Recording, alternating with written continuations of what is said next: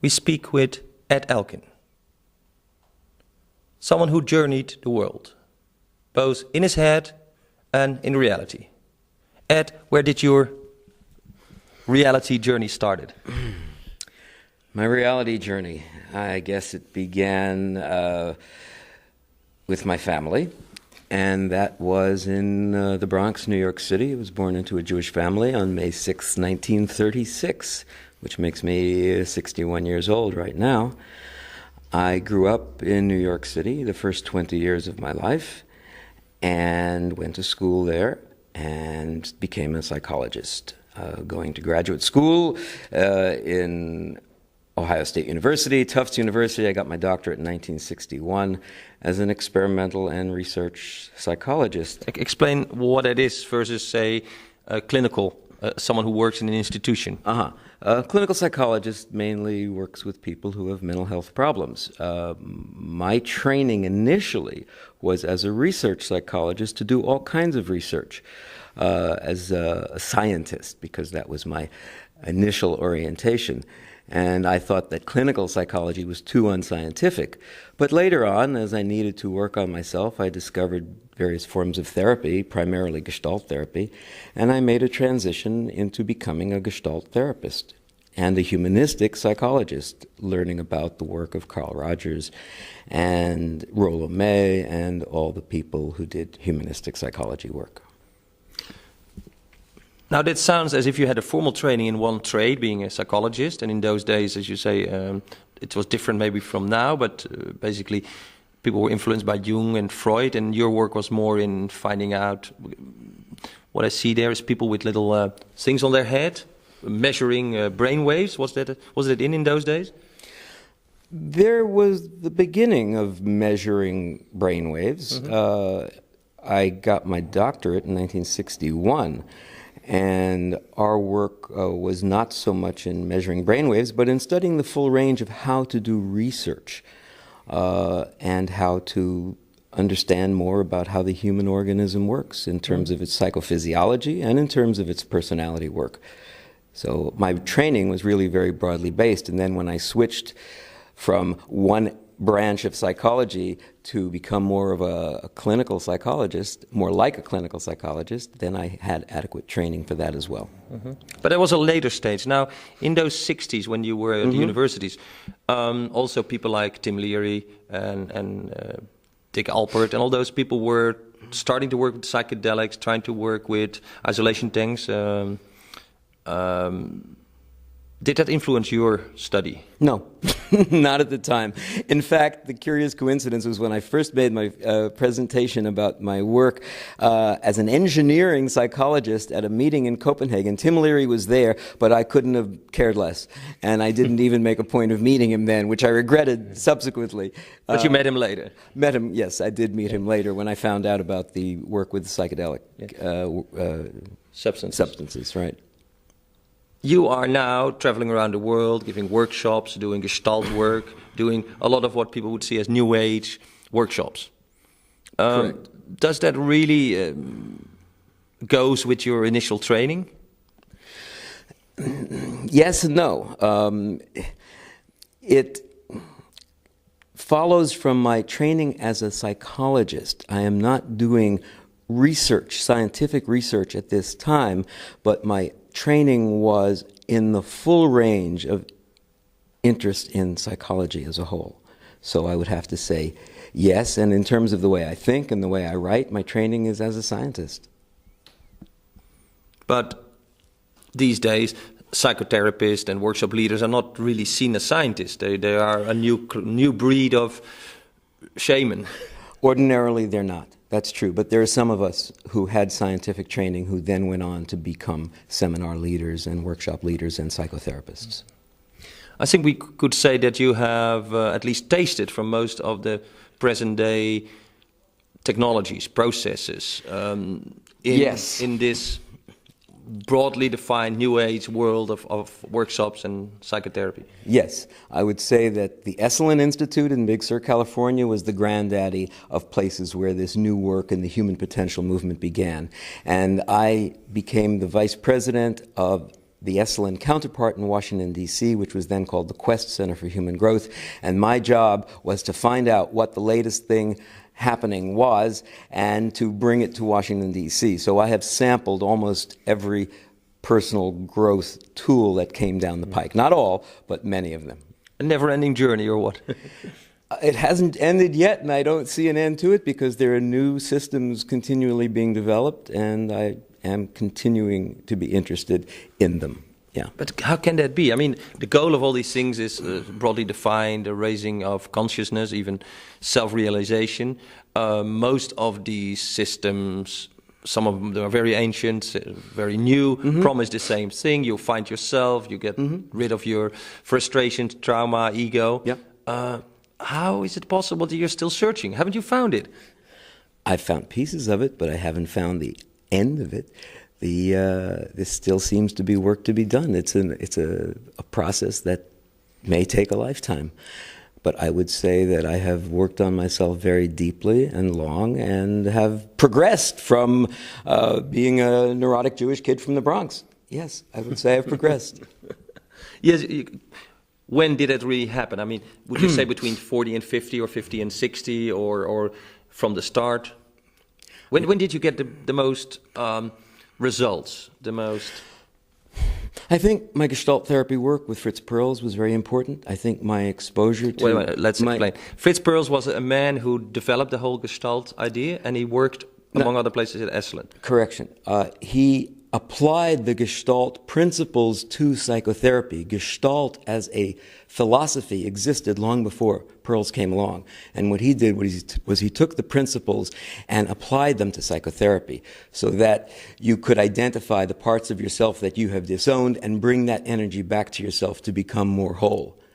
What he missed was a spiritual aspect to his work. And his emphasis was, I do my thing and you do your thing. I am I and you are you. So when I got exposed to Ram Dass, Ram Dass was Rick Alpert? Richard Alpert became Ram Dass and was one of the primary teachers bringing Eastern philosophy to the Western mind. And to blend the two was my intention, was to put Fritz Perls and Ram Dass together. And what I did was I developed a system which I called Transpersonal Gestalt, and I currently offer that workshop as the Namaste experience, because that one word captures the essence of what I think is important in people, and that was one but it sounds also Eastern. Namaste is a traditional, I see the God in you, exactly. Greeting of the Nepali people.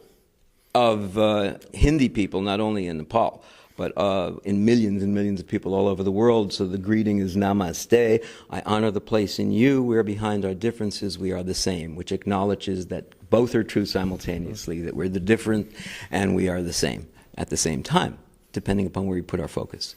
But it's Eastern. It comes from Asia. It comes from a very old tradition. Hinduism is much older than Buddhism or Christianity. And here we are. You are a 20th century doctor in psychology, correct. Researcher. That's a few millennia apart. Right, and it's still applicable today. And work like the work of Ram Dass and others has brought this to modern day consciousness. Some people would say, yes, but all this Eastern stuff and meditation and quietness and whatever, that is not applicable to the West. We live in a higher gear. Our engines run faster. We have... so why go back to this old stuff? I think it's just the opposite. I think it's incredibly applicable to the West because the West has needed it, and that is why there's been such an enormous interest over the past 10, 15 years, and it's still increasing in Eastern modes of thought.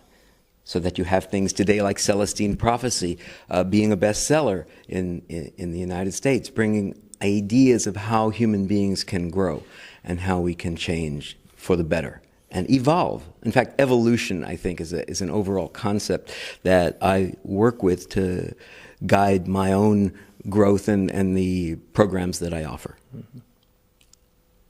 At talking with you a number of times, that struck me. You are really taken by concepts, and if the words global and creative, and another word, networking, I think we should reframe that, networking. That's your thing. You really want to unite the tribe again. I want to unite the different aspects of myself. I want to help bring about an acknowledgement that we are a human family so that there be peace on earth. If we acknowledge that we each are part of each other and that each of us is a cell in the body of humanity, then we can have a conceptual framework for bringing about peace on the planet. And a very important aspect of that comes through the work of thinkers like Buckminster Fuller, who point out that there are enough resources. If we distribute the resources equitably, we can move into a new millennium of peace and abundance. It's possible.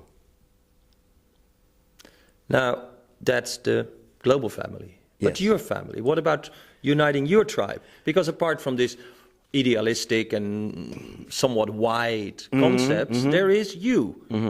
Being from a Jewish family, there were 12 Jewish tribes.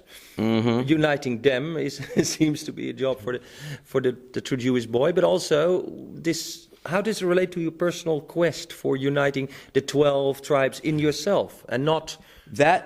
I never said that was my personal quest to unite the 12 tribes. My personal quest is to unite the different parts of me, and although I come from a Jewish heritage and acknowledge my Judaic background, I feel as much a Buddhist or a Sufi or...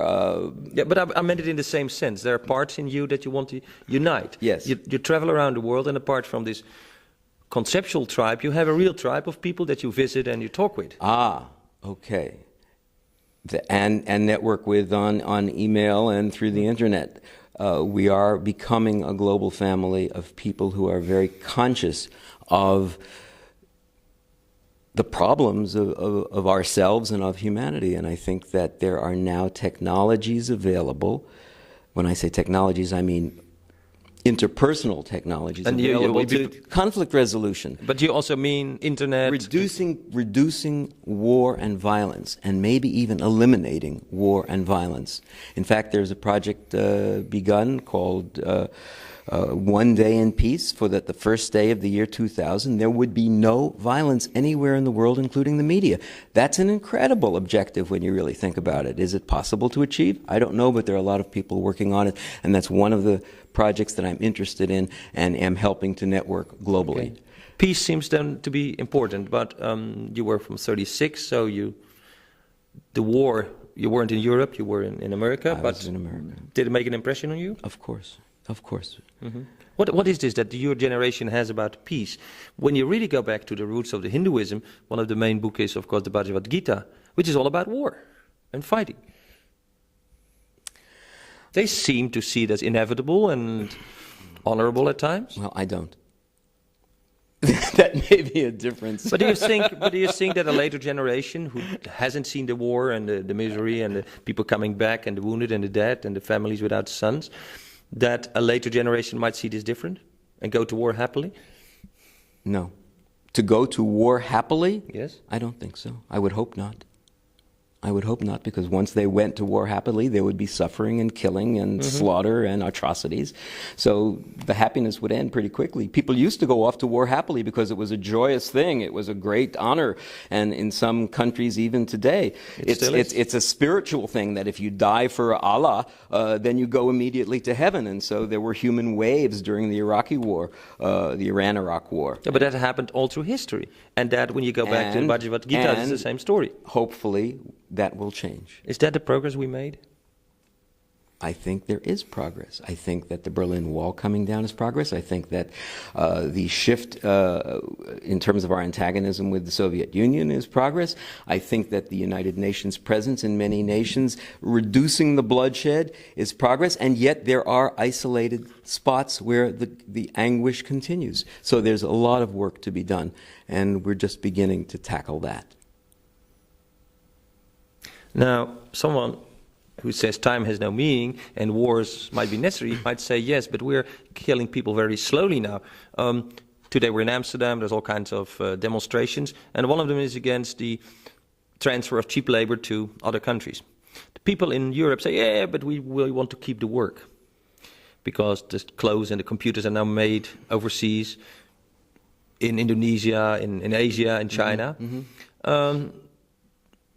We are not paying them very well. We get out of work.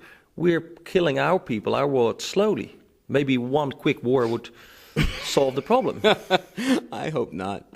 I have no wish for one quick war to kill off enough people so that then there's abundance to go around. The point seems to be that there is enough abundance now to feed and clothe everyone. A lot of wars and a lot of politics seem to be the result of policies that are a function of scarcity or perceived scarcity, as if there weren't enough to go around. And I think the message, the brilliance of Buckminster Fuller is showing through the world game and other systems like that, that there is enough to go around. And that is we need to work towards in having the world work for everyone. This becomes a you and me world rather than a you or me world. Yeah, that sounds very nice, but you're part of the internet. The internet Yes. has become, cyberspace as we call it, has become the world's new battlefield. Let me explain it. A battlefield. In Europe they say, yes, the Americans are more advanced.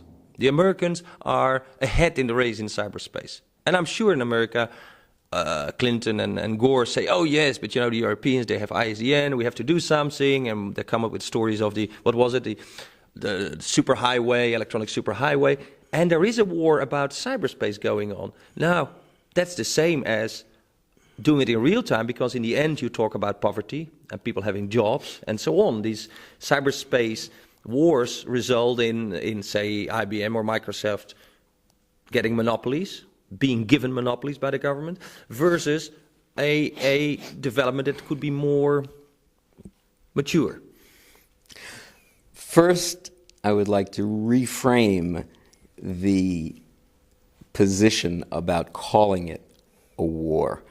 That's like saying that people who were competing to develop an automobile or were competing to develop airplanes were at war with each other. I don't see it as a war. I see it as a very useful competition. But it could also be perceived as competition in the sense that two tennis players are playing a fierce match, and yet simultaneously, there's an awareness that isn't it wonderful that we are able to do this? But there are rules there. There are rules, and there are rules guiding how we are, and we're in the process of developing the rules because the internet is a new technological system. It's a new tool for humanity to connect with each other, and in fact, it is bringing us together so that when one organization discovers something, very rapidly it becomes available to all. And costs are going down, so that our ability to communicate with each other seems to be an enhancement of human unity rather than this concept of war, which... Yeah, but the concept of war pops up all the time. You are, in a way, a player in a present-day war, which is the war on drugs.